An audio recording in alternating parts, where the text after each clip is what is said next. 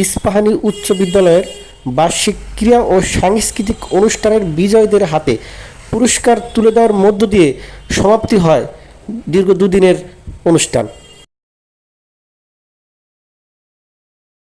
ঐতিহ্যবাহী ইস্পাহানী উচ্চ বিদ্যালয় যেমন লেখাপড়ার মান তেমন সাংস্কৃতিক মনোরঞ্জিত করে এবং সাংস্কৃতিক আমি ক্রানিগঞ্জ থেকে আমি মনে করি ক্রানিগঞ্জ থেকে যদি বিবেচনা করা হয় তাহলে এই ইস্পাহানী উচ্চ বিদ্যালয় প্রথম অবস্থান হবে, এইটি আমি আশা করি। এবং শিক্ষা প্রতিষ্ঠান সেই মান যেন ধরে রাখতে পারি আমরা সকলে চেষ্টা করব। ছাত্রছাত্রী ভাইয়েরা ও বোনেরা, আপনারা লেখাপড়া সঠিকভাবে করবেন এবং বিশেষ করে শিক্ষক শিক্ষিকা এবং অভিভাবকদেরকে বলতে চাই, আপনারা যেভাবে পরিশ্রম করে যাচ্ছেন শিক্ষাকে উন্নয়ন করার জন্য, এইভাবে ধারাবাহিক যদি বজায় থাকে তাহলে অবশ্যই শুধু ক্রানিগঞ্জ নয়, ঢাকা নয়, ঢাকা বিভাগের থেকে প্রথম হবে এই স্কুল। ভাইয়েরা আমার, আমি যাই হোক এদিকে আর যাবো না, যেহেতু আমি একটা রাজনৈতিক দলের একজন সাধারণ কর্মী, এই সাক্ষী ইউনিয়নের বিএনপির সভাপতি, সেই হিসাবে বলতে চাই আমরা বিগত 17-18 বছর আমরা মন খুলে কোনো কথা বলতে পারি নাই, আমরা শ্বাস নিঃশ্বাস দিতে পারি নাই।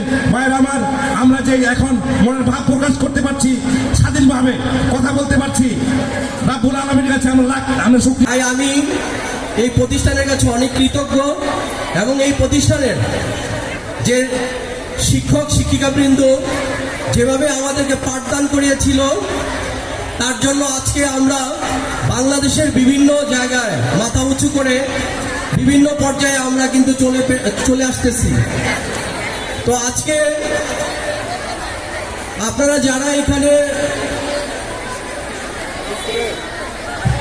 খেলা অংশগ্রহণ করে যারা বিজয়ী হতে পেরেছেন অথবা বিজয়ী হতে পারেননি, মন খারাপ করার কিছু নেই।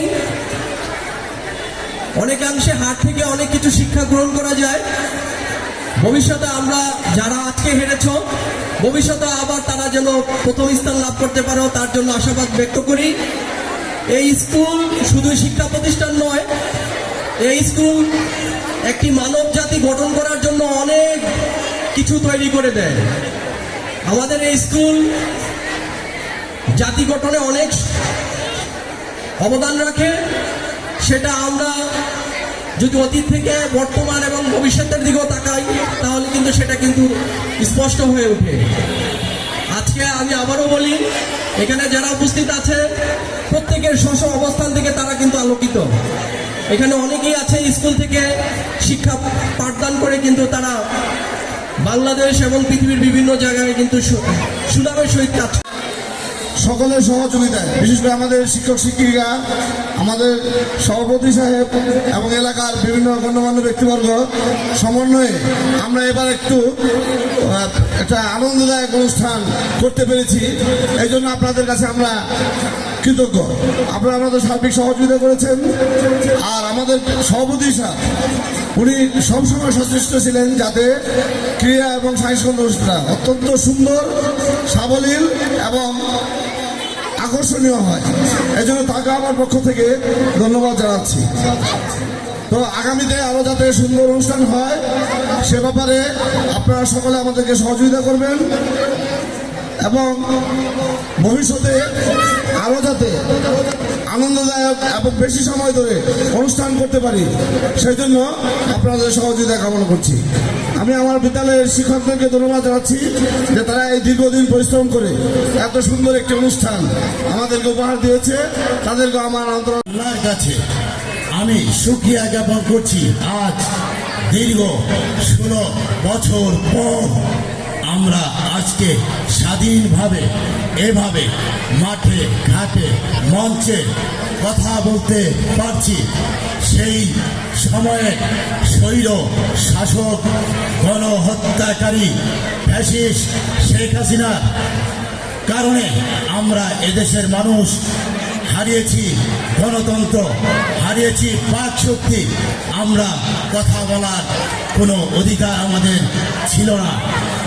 দীর্ঘ 16 বছর পর বাংলাদেশের ইতিহাসে ছাত্র জনতার রক্তের বিনিময়ে আমরা আজকে এই জুলাই আগস্টে যে স্বাধীন বাংলাদেশ পেয়েছি, তাদের জন্য প্রথমে আমি তাদের প্রতি শ্রদ্ধা জ্ঞাপন করছি এবং এই জুলাই আগস্টে আন্দোলনে যেসব ছাত্র জনতা শিশু ভাইরা আত্মাহুতি দিয়েছে তাদের আত্মার মাগফিরাত কামনা করছি এবং তাদের পরিবারের প্রতি আমরা সমবেদনা জ্ঞাপন করছি। প্রিয় ভাইরা, আজকে অনেক দিন পরে আমরা এই ইস্পাহানি উচ্চ বিদ্যালয়ে এমন একটি সুসজ্জিত সুন্দর মনোরম পরিবেশে একটি ক্রীড়া প্রতিযোগিতা অনুষ্ঠান এবং আজকের এই সাংস্কৃতিক অনুষ্ঠানকে আমরা সাফল্যমণ্ডিত করতে পেরেছি। তার অবদান আপনাদের সহযোগিতার কারণেই আমরা আজকে এত সুন্দর একটি প্রোগ্রাম করতে পেরেছি। প্রিয় ভাইরা, আমরা সেই জন্য আমার এই ইস্পাহানি উচ্চ বিদ্যালয়ের পক্ষ থেকে আপনাদের সবাইকে আবারও কৃতজ্ঞতা জ্ঞাপন